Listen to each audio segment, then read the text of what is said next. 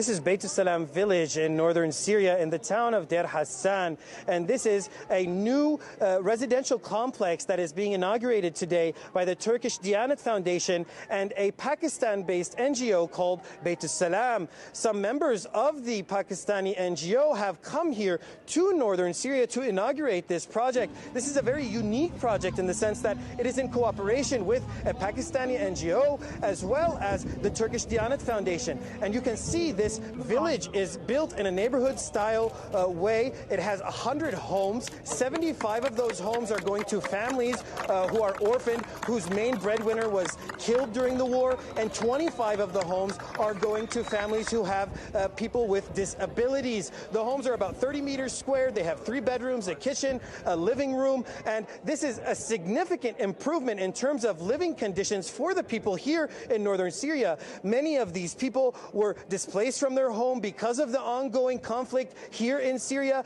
Bombardment destroyed their home or forced them to flee their towns and villages. So having a place like this to come and live in is a very significant improvement for their living conditions. People here are very excited that the Turkish Diyanet Foundation and the Pakistani NGO who was contributing to this project have completed the project now and are inaugurating it today, and people's lives now are going to turn around as they settle into their new homes here in northern Syria. This is one of the 4 projects which we have inaugurated in the last 1 week. This project, particularly Korea Baitulssalam, the village of peace. This is for the 102 families where the widows and orphans, they will live together, so they do not have to go and migrate and displace, in different parts of Syria. So we will take care of their all needs, including food, shelter, clothing, and we will try the women to learn and practice their own livelihood.